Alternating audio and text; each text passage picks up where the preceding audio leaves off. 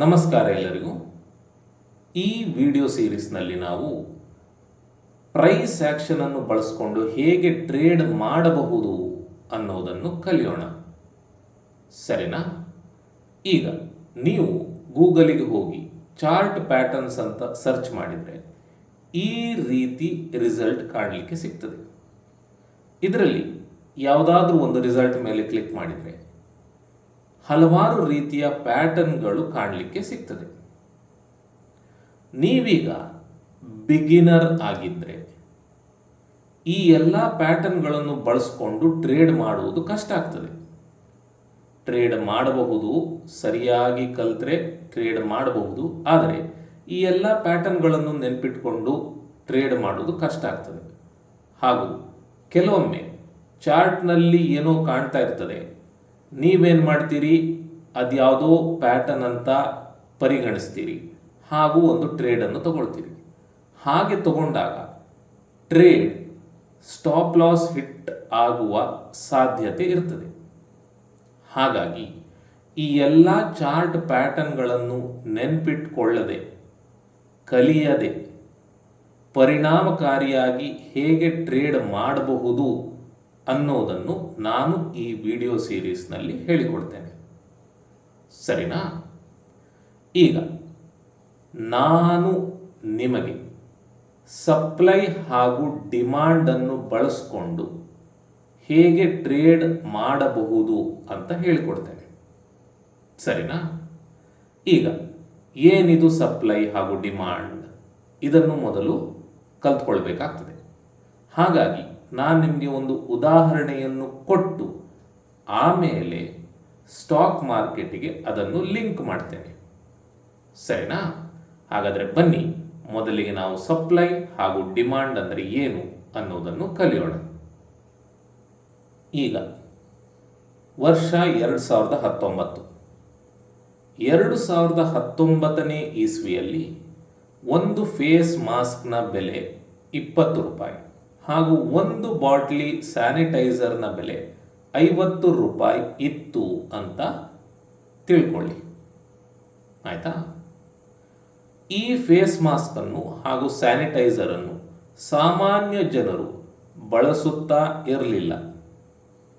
ಯಾರು ಆಸ್ಪತ್ರೆಯಲ್ಲಿ ಕೆಲಸ ಮಾಡ್ತಾ ಇದ್ರು ಅಥವಾ ಯಾರ ಕೆಲಸಕ್ಕೆ ಇದರ ಅಗತ್ಯ ಇತ್ತೋ ಅವರು ಮಾತ್ರ ಇವುಗಳನ್ನು ಬಳಸ್ತಾ ಇದ್ರು. ಸರಿನಾ? ಹಾಗಾಗಿ 2019ನೇ ಇಸ್ವಿಯಲ್ಲಿ ಇವುಗಳ ಡಿಮಾಂಡ್ 10,000 ಯೂನಿಟ್ಸ್ ಪರ್ ಮಂತ್ ಇತ್ತು. ಅಂದರೆ ಪ್ರತಿ ತಿಂಗಳಿಗೆ 10,000 ಫೇಸ್ ಮಾಸ್ಕ್ ಹಾಗೂ 10,000 ಸ್ಯಾನಿಟೈಸರ್ನ ಬೇಡಿಕೆ ಇತ್ತು ಅಂತ ತಿಳ್ಕೊಳ್ಳಿ. ಆಯಿತಾ? 10,000 ಯೂನಿಟ್ನ ಬೇಡಿಕೆ ಇತ್ತು ಹಾಗೂ 10,000 ಯೂನಿಟ್ ಸಪ್ಲೈ ಕೂಡ ಮಾಡಲಾಗ್ತಿತ್ತು. ದೇಶದಲ್ಲಿ 10 ಕಂಪನಿಗಳಿದ್ದು, ಏನು ಕಂಪನಿಗಳು? ಇದನ್ನು ತಯಾರು ಮಾಡುವ ಕಂಪನಿಗಳು. ಹಾಗೂ ಈ 10 ಕಂಪನಿಗಳು 10,000 ಯೂನಿಟ್ಗಳನ್ನು ಒಟ್ಟಿಗೆ ತಯಾರು ಮಾಡ್ತಾ ಇದ್ವು ಅಂತೇಳಿ ತಿಳ್ಕೊಳ್ಳಿ. ಆಯಿತಾ? ಸೊ 2019ನೇ ಇಸ್ವಿಯಲ್ಲಿ 10,000 ಡಿಮಾಂಡ್ ಇತ್ತು, 10,000 ಸಪ್ಲೈ ಇತ್ತು. ಸೊ ಇಲ್ಲಿ ಏನು ತೊಂದರೆ ಇಲ್ಲ, ಸಪ್ಲೈ ಹಾಗೂ ಡಿಮಾಂಡ್ ಮ್ಯಾಚ್ ಆಗ್ತಿತ್ತು. 2020ನೇ ಇಸ್ವಿಯಲ್ಲಿ ಏನಾಯಿತು ಅಂತ ನಿಮ್ಗೆ ಗೊತ್ತಿದೆ ಅಲ್ವಾ? ಕೋವಿಡ್ ಬಂತು, ಲಾಕ್ಡೌನ್ ಕೂಡ ಆಯಿತು ಹಾಗೂ ಗೌರ್ಮೆಂಟ್ ಹೇಳ್ತು ಎಲ್ಲರೂ ಮಾಸ್ಕನ್ನು ಧರಿಸಬೇಕು ಅಂತ. ಎಲ್ಲರೂ ಅಂದರೆ ಏನು? ದೇಶದಲ್ಲಿ ಇರುವವರೆಲ್ಲರೂ ಅಂತ. ದೇಶದಲ್ಲಿ ಕೋಟಿಗಟ್ಟಲೆ ಜನರಿದ್ದಾರೆ, ಅವರೆಲ್ಲರೂ ಫೇಸ್ ಮಾಸ್ಕನ್ನು ಧರಿಸಬೇಕು ಅಂತ ಗೌರ್ಮೆಂಟ್ ಹೇಳ್ತು. ಸೊ ಗೌರ್ಮೆಂಟ್ ಹೀಗೆ ಹೇಳಿದ ಕಾರಣ ಈ ಫೇಸ್ ಮಾಸ್ಕಿನ ಹಾಗೂ ಸ್ಯಾನಿಟೈಸರ್ನ ಬಳಕೆ ಸಿಕ್ಕಾಪಟ್ಟೆ ಜಾಸ್ತಿ ಆಯಿತು. ಗೌರ್ಮೆಂಟ್ ಹೇಳ್ತು ಆದಷ್ಟು ಸ್ಯಾನಿಟೈಸರನ್ನು ಕೂಡ ಬಳಸಿ ಅಂತ ಅಲ್ವಾ? ಹಾಗಾಗಿ ಡಿಮಾಂಡ್ ಜಾಸ್ತಿ ಆಯಿತು. ಇದು ಒಂದು ಕಾಲ್ಪನಿಕ ಸಂಖ್ಯೆ, ಆಯಿತಾ? ನಿಮಗೆ ಈ ಉದಾಹರಣೆಯನ್ನು ಕೊಡಲಿಕ್ಕೆ ಈ ಸಂಖ್ಯೆಯನ್ನು ತಗೊಂಡಿದ್ದೇನೆ. ಸೊ ಇಷ್ಟು ಫೇಸ್ ಮಾಸ್ಕ್ಗಳು ಹಾಗೂ ಇಷ್ಟು ಸ್ಯಾನಿಟೈಸರ್ಗಳ ಬೇಡಿಕೆ ಬಂತು ಅಂತ ತಿಳ್ಕೊಳ್ಳಿ. ಇದು ಪ್ರತಿ ತಿಂಗಳಿಗೆ ಹಾಗೂ ನಮ್ಮ ದೇಶಕ್ಕೆ. ಆದರೆ ಇಲ್ಲಿ ಏನಾಯಿತು ಅಂದರೆ ಸಪ್ಲೈ ಬರೀ 10,000 ಯೂನಿಟ್ಗಳದ್ದು ಇತ್ತು. ಬರೀ 10 ಕಂಪನಿಗಳಿದ್ದು ಹಾಗೂ 10,000 ಫೇಸ್ ಮಾಸ್ಕ್ಗಳನ್ನು ಹಾಗೂ ಸ್ಯಾನಿಟೈಸರ್ಗಳನ್ನು ಇವುಗಳು ತಯಾರು ಮಾಡ್ತಾ ಇದ್ದು. ಆಯಿತಾ? ಇಲ್ಲಿ ಏನಾಯಿತು ಅಂದರೆ ಸಪ್ಲೈ ಹಾಗೂ ಡಿಮ್ಯಾಂಡ್ ಇಂಬ್ಯಾಲೆನ್ಸ್ ಆಯಿತು. ಅಂದರೆ ಮ್ಯಾಚ್ ಆಗ್ತಾ ಇರಲಿಲ್ಲ, ಏರುಪೇರಾಯಿತು. ಹಾಗಾಗಿ ಏನಾಯ್ತಂದರೆ ಈ ಫೇಸ್ ಮಾಸ್ಕಿನ ಬೆಲೆ ಹಾಗೂ ಹ್ಯಾಂಡ್ ಸ್ಯಾನಿಟೈಸರ್ನ ಬೆಲೆ ಏರುತ್ತಾ ಹೋಯಿತು. ಯಾಕಂದರೆ ಜನರಿಗೆ ಇದನ್ನು ಖರೀದಿ ಮಾಡಲೇಬೇಕಿತ್ತು. ಹಾಗಾಗಿ ಜನರು ಇದಕ್ಕೆ ಎಷ್ಟು ದುಡ್ಡು ಬೇಕಾದರೂ ಕೊಡಲಿಕ್ಕೆ ತಯಾರಿದ್ರು. ಮುಂಚೆ 20 ರೂಪಾಯಲ್ಲಿ ಸಿಗ್ತಿತ್ತೇ ಆದರೂ ಕೂಡ ಜನರು ಇದಕ್ಕೆ 30, 40, 50 ರೂಪಾಯಿ ಕೊಡಲಿಕ್ಕೂ ತಯಾರಾಗಿದ್ದರು. ಇಲ್ಲಿ ಕೂಡ ಹಾಗೆ. ಇದು ಯಾಕೆ ತಯಾರಾಗಿದ್ರು ಅಂದರೆ ಸಪ್ಲೈ ಇದ್ದಿದ್ದೇ 10,000, ಸರಿನಾ? ಇವರು, ಈ ಕಂಪನಿಯವರು ಇದನ್ನು ಉಪಯೋಗಿಸ್ಕೊಂಡ್ರು. ಕಂಪನಿಯವರು ಏನು ಮಾಡಿದರು ಅಂದರೆ ಫೇಸ್ ಮಾಸ್ಕಿನ ಬೆಲೆ ಹಾಗೂ ಸ್ಯಾನಿಟೈಸರ್ನ ಬೆಲೆ ಜಾಸ್ತಿ ಮಾಡ್ತಾ ಹೋದರು. ಯಾಕಂದರೆ ಅವ್ರಿಗೆ ಗೊತ್ತಿತ್ತು ನಾವು ಎಷ್ಟೇ ಜಾಸ್ತಿ ಮಾಡಿದರೂ ಜನರು ಇದನ್ನು ಕೊಂಡುಕೊಳ್ತಾರೆ ಅಂತ. ನಾವು ಮಾಸ್ಕಿನ ಬೆಲೆ 50 ರೂಪಾಯಿ ಇಟ್ಟರೂ ಕೂಡ ಜನರು ಅದನ್ನು ಕೊಂಡುಕೊಳ್ತಾರೆ, ಯಾಕಂದರೆ ಜನರಿಗೆ ಅದು ಬೇಕು ಅಂತ.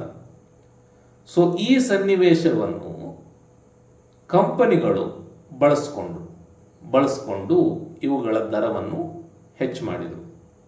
ಸೊ ಇದೇ 2020ನಲ್ಲಿ ನಡೀತು. ಫೇಸ್ ಮಾಸ್ಕಿನ ದರ, ಒಂದೊಂದು ಮಾಸ್ಕಿನ ದರ ಸಿಕ್ಕಾಪಟ್ಟೆ ಜಾಸ್ತಿ ಆಯಿತು. ಹ್ಯಾಂಡ್ ಸ್ಯಾನಿಟೈಸರ್ನ ಬೆಲೆ ಕೂಡ ಜಾಸ್ತಿ ಆಯಿತು. 100ಕ್ಕೆ ಬಂತು, 250ಕ್ಕೆ ಬಂತು ಅಂತ ತಿಳ್ಕೊಳ್ಳೋಣ, ಸರಿನಾ? ಈಗ ಇಷ್ಟು ಬೇಡಿಕೆ ಉಂಟು ಅಂತ ಕಂಪನಿಗಳಿಗೆ ಗೊತ್ತಾಯಿತು. ಸೊ ಕಂಪನಿಗಳು ಇನ್ನಷ್ಟು ತಯಾರು ಮಾಡಲಿಕ್ಕೆ ಶುರು ಮಾಡಿದರು. ಹಾಗೂ 10 ಕಂಪನಿಗಳಿದ್ದದ್ದು 100 ಕಂಪನಿಗಳಾಯಿತು. ಆಯಿತಾ? ಬರೀ 10 ಕಂಪನಿಗಳು ಇವುಗಳನ್ನು ತಯಾರು ಮಾಡ್ತಾ ಇದ್ವು. ಆದರೆ ಬೇಡಿಕೆ ಉಂಟು ಅಂತ ಗೊತ್ತಾದ ತಕ್ಷಣ ಇನ್ನಷ್ಟು ಕಂಪನಿಗಳು ಇವುಗಳನ್ನು ತಯಾರು ಮಾಡಲಿಕ್ಕೆ ಶುರು ಮಾಡಿ ಸಪ್ಲೈಯನ್ನು ಕೂಡ ಇಲ್ಲಿಗೆ ತಂದು ನಿಲ್ಲಿಸಿದರು. ಸೊ ಡಿಮಾಂಡ್ ಇಷ್ಟಾಯಿತು, ಸಪ್ಲೈ ಕೂಡ ಇಷ್ಟಾಯಿತು, ಸರಿನಾ? ಯಾರ್ಯಾರಿಗೆ ಮಾಸ್ಕ್ ಹಾಗೂ ಸ್ಯಾನಿಟೈಸರ್ ಬೇಕಿತ್ತೋ ಅವರಿಗೆಲ್ಲ ಸಿಗಲಿಕ್ಕೆ ಶುರು ಆಯಿತು. ಈಗ 2021ರಲ್ಲಿ ಕೊರೋನಾದ ತೀವ್ರತೆ ಕಮ್ಮಿ ಆಯಿತು. ಹಾಗೂ ಸರ್ಕಾರ ಏನು ಹೇಳ್ತು ಅಂದರೆ ಮಾಸ್ಕನ್ನು ಆದಷ್ಟು ಧರಿಸಿ ಹಾಗೂ ಎಲ್ಲಿ ಗುಂಪು ಸೇರ್ತಿರೋ ಅಲ್ಲಿ ಧರಿಸಿ ಅಂತ ಹೇಳ್ತು. ಇದರಿಂದ ಏನಾಯಿತು ಅಂದರೆ ಡಿಮಾಂಡ್ ಕಮ್ಮಿ ಆಯಿತು. ಜನರಿಗೆ ಗೊತ್ತಾಯಿತು ನಾವು ಎಲ್ಲ ಸಮಯದಲ್ಲೂ ಮಾಸ್ಕ್ ಹಾಕಿಕೊಳ್ಳುವ ಅಗತ್ಯ ಇಲ್ಲ, ಎಲ್ಲಿ ಗುಂಪು ಸೇರ್ತೇವೋ ಅಲ್ಲಿ ಹಾಕ್ಕೊಂಡ್ರೆ ಸಾಕು ಅಂತ ಗೊತ್ತಾಯಿತು. ಆಯಿತಾ? ಇದರಿಂದ ಡಿಮಾಂಡ್ ಕಮ್ಮಿ ಆಯಿತು. ಡಿಮಾಂಡ್ ಕಮ್ಮಿ ಆಯಿತು, ಆದರೆ ಸಪ್ಲೈ ಜಾಸ್ತಿಯೇ ಇತ್ತು. ಈ ಕಂಪನಿಗಳು ಏನು ಮಾಡಿದ್ವು? ಒಂದು ರಾಶಿ ಮಾಸ್ಕ್ಗಳನ್ನು ಹಾಗೂ ಸ್ಯಾನಿಟೈಸರ್ಗಳನ್ನು ತಯಾರು ಮಾಡಿ ಇಟ್ಕೊಂಡಿದ್ದು. ಆಯಿತಾ? ಹಾಗೂ ಈ ಕಂಪನಿಗಳು ಎಲ್ಲ ಮೆಷಿನ್ಗಳನ್ನು ಹಾಕಿ ಆಗಿದೆ, ಸ್ಯಾನಿಟೈಸರ್ಗಳನ್ನು ಹಾಕಿ ಆಗಿದೆ ತಯಾರು ಮಾಡಲಿಕ್ಕೆ. ಸೊ ತಯಾರು ಮಾಡಬೇಕು ಅವರೀಗ, ಇಲ್ಲದಿದ್ದರೆ ಲಾಸ್ ಆಗ್ತದೆ ಅವರಿಗೆ. ಸೊ ಇಲ್ಲಿ ಸಪ್ಲೈ ಜಾಸ್ತಿ ಆಯಿತು, ಡಿಮಾಂಡ್ ಕಮ್ಮಿ ಆಯಿತು. ಆದ್ದರಿಂದ ಪುನಃ ಇಲ್ಲಿ ಏರುಪೇರು ಬಂತು. ಇದು ಮ್ಯಾಚ್ ಆಗ್ತಾ ಇಲ್ಲ. ಡಿಮಾಂಡ್ ಕಮ್ಮಿ ಇದೆ, ಸಪ್ಲೈ ಜಾಸ್ತಿ ಇದೆ. ಇದರಿಂದ ಮಾಸ್ಕಿನ ದರ ಹಾಗೂ ಸ್ಯಾನಿಟೈಸರ್ನ ದರ ಕಮ್ಮಿ ಆಗ್ತಾ ಬಂತು. ಯಾಕೆ ಅಂದರೆ ಜನರಿಗೆ ಈಗ ಮಾಸ್ಕ್ನ ಅಗತ್ಯ ಇಲ್ಲ, ಸ್ಯಾನಿಟೈಸರ್ನ ಅಗತ್ಯ ಇಲ್ಲ ಅಲ್ವಾ? ಹಾಗಾಗಿ ಈ ಸಪ್ಲೈಯರ್ಸ್ ಅಂದರೆ ಕಂಪನೀಸ್ ಎಷ್ಟು ಬೆಲೆ ಇಟ್ಟಿದ್ದಾರೋ ಅಷ್ಟು ಬೆಲೆಯನ್ನು ಕೊಡಲಿಕ್ಕೆ ಇವರು ತಯಾರಿಲ್ಲ. ಹಾಗಾಗಿ ಈ ಕಂಪನಿಗಳು ಏನು ಮಾಡಿದವು, ಎಷ್ಟು ದುಡ್ಡು ಸಿಗ್ತದೋ ಅಷ್ಟಕ್ಕೆ ಸೇಲ್ ಮಾಡಲಿಕ್ಕೆ ಶುರು ಮಾಡಿದವು. ಅಂದರೆ ದುಡ್ಡನ್ನು, ರೇಟನ್ನು ಕಮ್ಮಿ ಮಾಡಲಿಕ್ಕೆ ಶುರು ಮಾಡಿದವು. ಹೀಗೆ ಮಾಡಿ ಮಾಡಿ ಮಾಡಿ ಮಾಸ್ಕ್ನ ದರ 50 ಹಾಗೂ ಸ್ಯಾನಿಟೈಸರ್ನ ದರ 100 ರೂಪಾಯಿಗೆ ಬಂತು. ಸರಿನಾ? ಸೊ ಹೀಗೆ ಸಪ್ಲೈ ಹಾಗೂ ಡಿಮಾಂಡ್ ಏರುಪೇರಾದಾಗ ಇವುಗಳ ದರ ಮೇಲೆ ಕೆಳಗೆ ಆಯಿತು. ಸರಿನಾ? ಇದೇ ಕಾನ್ಸೆಪ್ಟ್ ಸ್ಟಾಕ್ ಮಾರ್ಕೆಟ್ನಲ್ಲಿ ಕೂಡ ವರ್ಕ್ ಆಗುವಂಥದ್ದು. ಯಾವಾಗ ಒಂದು ಸ್ಟಾಕಿನ ಡಿಮಾಂಡ್ ಸಪ್ಲೈಗಿಂತ ಜಾಸ್ತಿ ಆಗ್ತದೋ ಆವಾಗ ಅದರ ದರ ಮೇಲೆ ಹೋಗ್ತದೆ. ಅದೇ ಯಾವಾಗ ಒಂದು ಸ್ಟಾಕಿನ ಸಪ್ಲೈ ಡಿಮಾಂಡ್ಗಿಂತ ಜಾಸ್ತಿ ಆಗ್ತದೋ ಆವಾಗ ಆ ಸ್ಟಾಕ್ನ ದರ ಕೆಳಗೆ ಬರ್ತದೆ. ಸರಿನಾ? ಇದೇ ಸಪ್ಲೈ ಹಾಗೂ ಡಿಮಾಂಡನ್ನು ಬಳಸಿಕೊಂಡು ನಾವು ಟ್ರೇಡ್ ಮಾಡ್ತೇವೆ. ಆಯಿತಾ? ಈಗ ಸಪ್ಲೈ ಹಾಗೂ ಡಿಮಾಂಡನ್ನು ಬಳಸಿಕೊಂಡು ಟ್ರೇಡ್ ಮಾಡುವುದು ಹೇಗೆ ಅದನ್ನು ಮುಂದೆ ಕಲಿಯೋಣ. ಈಗ ನಾವು ಏನು ಕಲಿಬೇಕು ಅಂದರೆ ಕ್ಯಾಂಡಲ್ಗಳನ್ನು ಗುರುತಿಸಲಿಕ್ಕೆ. ಈ ಒಂದು ಸಪ್ಲೈ ಹಾಗೂ ಡಿಮಾಂಡ್ನ ಪ್ರೈಸ್ ಆಕ್ಷನ್ನಲ್ಲಿ ನಾವು 3 ರೀತಿಯ ಕ್ಯಾಂಡಲ್ ಸ್ಟಿಕ್ಗಳನ್ನು ಬಳಸ್ತೇವೆ. ಆಯಿತಾ? ಅದರಲ್ಲಿ ಮೊದಲನೇ ಕ್ಯಾಂಡಲ್ ರ್ಯಾಲಿ ಕ್ಯಾಂಡಲ್. ರ್ಯಾಲಿ ಕ್ಯಾಂಡಲ್ಗಳು ಹಸಿರು ಕ್ಯಾಂಡಲ್ಗಳಾಗಿರ್ತವೆ. ಆಯಿತಾ? ಹಾಗೂ ಈ ಕ್ಯಾಂಡಲ್ಗಳಲ್ಲಿ ಬಾಡಿಯ ಗಾತ್ರ ವಿಕ್ನ ಗಾತ್ರಕ್ಕಿಂತ ತುಂಬ ಜಾಸ್ತಿ ಇರುತ್ತದೆ. ಸರಿನಾ? ಉದಾಹರಣೆಗೆ ನೋಡಿ, ಇಲ್ಲೊಂದು ಕ್ಯಾಂಡಲ್ ಉಂಟು, ಹಸಿರು ಕ್ಯಾಂಡಲ್. ಈ ಕ್ಯಾಂಡಲ್ನಲ್ಲಿ ವಿಕ್ಗಳೇ ಇಲ್ಲ. ಸೊ ಇದು ರ್ಯಾಲಿ ಕ್ಯಾಂಡಲ್. ಈ ಕ್ಯಾಂಡಲ್ನಲ್ಲಿ ಸಣ್ಣ ಬಾಡಿ ಇದ್ದರೂ ಕೂಡ ವಿಕ್ನ ಗಾತ್ರ ಈ ಬಾಡಿಯ ಗಾತ್ರಕ್ಕಿಂತ ತುಂಬ ಚಿಕ್ಕದಾಗಿದೆ. ಹಾಗಾಗಿ ಇದು ಕೂಡ ರ್ಯಾಲಿ ಕ್ಯಾಂಡಲ್. ಇಲ್ಲಿ ಕೂಡ ಎರಡೂ ಕಡೆ ವಿಕ್ ಇದ್ದರೂ ಕೂಡ ಈ ಬಾಡಿ ಎರಡೂ ವಿಕ್ಗಳಿಗಿಂತ ತುಂಬ ದೊಡ್ಡದಾಗಿದೆ. ಇಲ್ಲಿಯೂ ಕೂಡ ವಿಕ್ಕಿಗೆ ಹೋಲಿಸಿದಾಗ ಬಾಡಿ ತುಂಬ ದೊಡ್ಡದಾಗಿದೆ. ಸರಿನಾ? ಯಾವ ಕ್ಯಾಂಡಲ್ನಲ್ಲಿ ವಿಕ್ಗಳಿಗಿಂತ ಬಾಡಿ ದೊಡ್ಡದಾಗಿರುತ್ತದೋ ಅವುಗಳು ರ್ಯಾಲಿ ಕ್ಯಾಂಡಲ್ಗಳಾಗ್ತವೆ. ಹಾಗೂ ರ್ಯಾಲಿ ಕ್ಯಾಂಡಲ್ಗಳು ಹಸಿರು ಬಣ್ಣದ್ದು ಆಗಿರ್ತವೆ. ಸರಿನಾ? ನೆಕ್ಸ್ಟ್ ಕ್ಯಾಂಡಲ್ ಡ್ರಾಪ್ ಕ್ಯಾಂಡಲ್ ಅಂತ.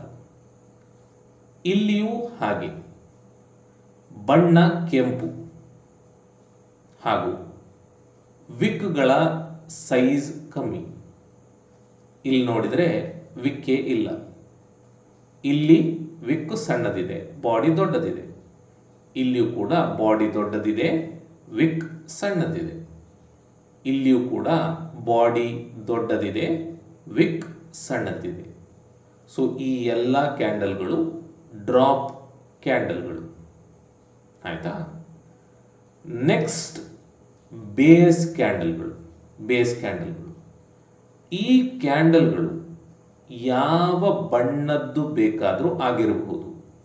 ಅಂದರೆ ಕೆಂಪು ಬಣ್ಣದ್ದಾದರೂ ಆಗಿರಬಹುದು, ಹಸಿರು ಬಣ್ಣದ್ದಾದರೂ ಆಗಿರಬಹುದು. ಇಲ್ಲಿ ನಮಗೆ ಬಣ್ಣ ಮುಖ್ಯ ಅಲ್ಲ. ಆಯಿತಾ. ನಾವು ಯಾವಾಗ ಒಂದು ಕ್ಯಾಂಡಲನ್ನು ಬೇಸ್ ಕ್ಯಾಂಡಲ್ ಅಂತ ಕರಿತೇವೆ ಅಂದರೆ, ಯಾವಾಗ ಒಂದು ಕ್ಯಾಂಡಲ್ನ ಬಾಡಿ ವಿಕ್ಗಳಿಗಿಂತ ಸಣ್ಣದಿರುತ್ತದೋ ಆವಾಗ. ಇಲ್ಲಿ ನೋಡಿದರೆ ಬಾಡಿ ಇಷ್ಟು ದೊಡ್ಡದುಂಟು, ವಿಕ್ ತುಂಬ ದೊಡ್ಡದುಂಟು ಅಲ್ವಾ. ಒಂದೇ ವಿಕ್ ಬಾಡಿಯಷ್ಟೇ ಇರ್ತದೆ ಅಥವಾ ಬಾಡಿಗಿಂತ ದೊಡ್ಡದಾಗಿರ್ತದೆ. ಹಾಗಿದ್ರೆ ಅದು ಬೇಸ್ ಕ್ಯಾಂಡಲ್ ಆಗಿರ್ತದೆ. ಇಲ್ಲಿ ಕೂಡ ಹಾಗೆ ಬಾಡಿ ಮತ್ತು ವಿಕ್ ಆಲ್ಮೋಸ್ಟ್ ಒಂದೇ ಗಾತ್ರದಲ್ಲಿದ್ದಾವೆ ಅಲ್ವಾ. ಇಲ್ಲಿಯೂ ಕೂಡ ಹಾಗೆ. ಇಲ್ಲಿ ಸಣ್ಣ ಬಾಡಿ, ದೊಡ್ಡ ವಿಕ್.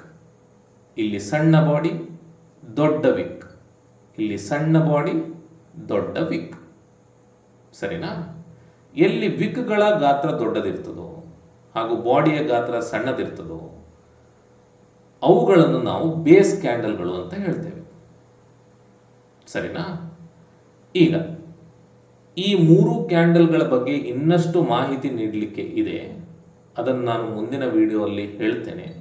ಆದರೆ ಈಗ ನೀವು ಏನು ಮಾಡಬೇಕಂದ್ರೆ, ಒಂದಷ್ಟು ಚಾರ್ಟ್ಗಳನ್ನು ಓಪನ್ ಮಾಡಿ ಬೇಸ್ ಕ್ಯಾಂಡಲ್, ರ್ಯಾಲಿ ಕ್ಯಾಂಡಲ್ ಹಾಗೂ ಡ್ರಾಪ್ ಕ್ಯಾಂಡಲ್ ಈ 3 ಕ್ಯಾಂಡಲ್ಗಳನ್ನು ಗುರುತಿಸಲಿಕ್ಕೆ ಪ್ರಯತ್ನಿಸಬೇಕು. ಸರಿನಾ. ಸರಿ, ಈ ವಿಡಿಯೋಗೆ ಇಷ್ಟು ಸಾಕು. ನಾನು ನಿಮ್ಮನ್ನು ಮುಂದಿನ ವಿಡಿಯೋಲಿ ನೋಡ್ತೇನೆ. ಧನ್ಯವಾದಗಳು.